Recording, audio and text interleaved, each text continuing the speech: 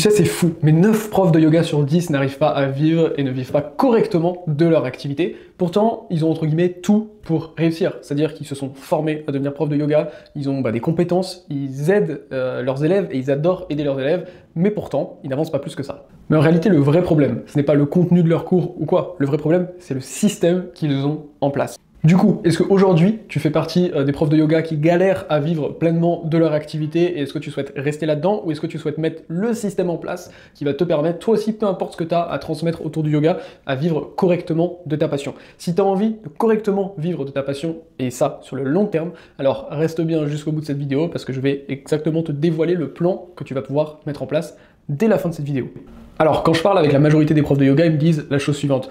Tu sais Sacha, j'adore enseigner, j'adore transmettre, et pourtant, je galère à vivre de mon activité. Le problème, c'est que les profs de yoga, quand ils se forment, et moi c'était mon cas au début quand je me suis formé, c'est qu'on t'apprend juste à donner des cours, mais on t'apprend absolument pas à comment développer ton activité. Et moi, quand j'ai terminé mon premier 200 heures, je suis allé voir la prof, j'ai dit, écoute, comment je fais maintenant pour trouver des cours? Et elle m'a dit, bah, écoute Sacha, débrouille-toi, je sais pas. Et là, pour moi, c'était vraiment galère, parce que je ne savais absolument pas comment m'y prendre. Je démarrais tout juste, j'avais pas d'élèves, pas de réseau, je savais vraiment pas comment faire. Et si on n'apprend pas à correctement structurer son offre, à savoir comment en parler et où trouver des élèves, et ben on a nullement un business stable, car oui, développer son activité du yoga, c'est avoir un business qu'on veut développer. Et pour ça, il y a 3 grandes problématiques qu'on va voir ensemble et on va voir comment les résoudre. La première problématique, c'est que généralement les profs pensent à plus je vais donner de cours, plus je vais avoir de revenus. Mais il y a plusieurs problèmes avec ça. Déjà, il faut toujours courir après des nouveaux cours. Ça, c'est le premier problème.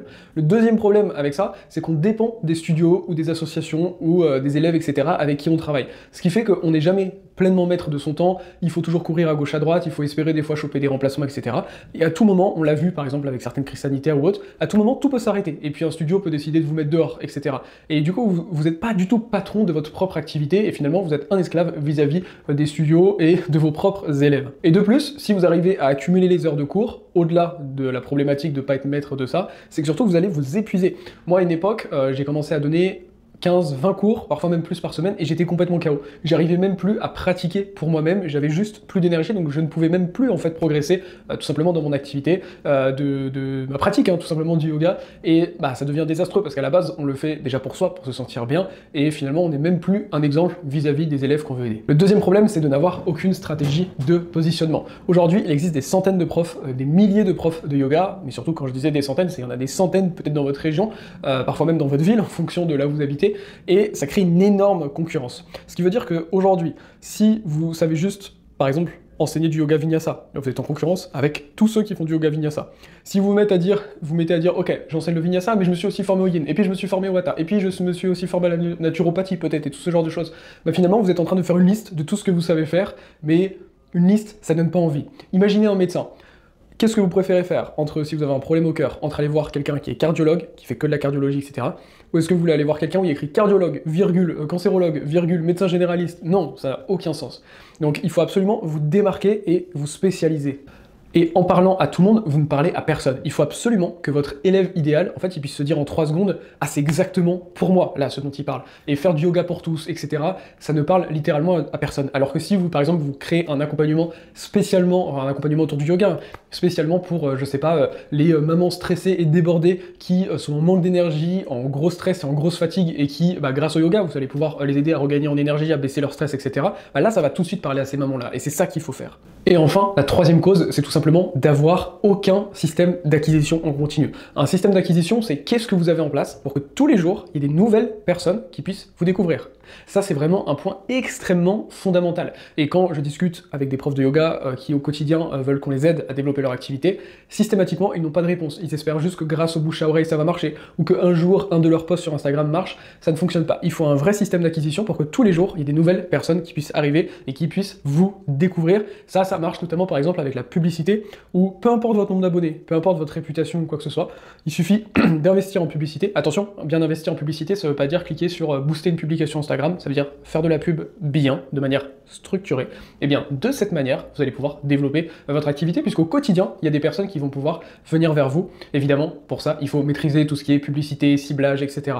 Si c'est un domaine que vous ne maîtrisez pas du tout, et que d'ailleurs vous avez envie d'avancer dans votre activité, vous pouvez directement dans la description prendre un rendez-vous avec nous, ça dure 15 minutes, c'est avec moi ou un ou une coach de mon équipe, expert formé par moi, et on prend 15 minutes ensemble pour échanger sur votre activité, voir ce que vous avez déjà en place, là où vous avez des difficultés, et voir si on peut vous aider. Il n'y a rien à vendre dans ce premier appel. Si on voit qu'on peut vous aider, on vous proposera éventuellement un deuxième appel plus long dans lequel on prendra le temps avec vous de vous créer un plan sur mesure et voir évidemment à ce moment-là peut-être comment on peut vous accompagner. Donc le lien est dans la description. Donc maintenant, la solution pour pouvoir justement faire partie des 1 prof de yoga sur 10 qui peut vivre clairement de son activité, eh bien la solution c'est tout simplement dans la structure et dans les choses qui sont tout simplement mises en place. Donc il faut arriver à faire un transfert entre le savoir que vous avez, ce que vous pouvez transmettre à vos élèves, et qu'est-ce que vous allez faire justement de tout ça.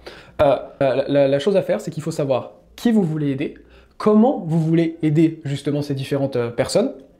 Si on reprend les mamans stressées, par exemple, on pourrait dire, ok, qui j'aide? Les mamans stressées. Ok, comment je les aide? Bah, avec une méthode ou avec 15 minutes par jour de yoga, il y a telle et telle chose que je vais leur permettre d'atteindre comme objectif. Ok.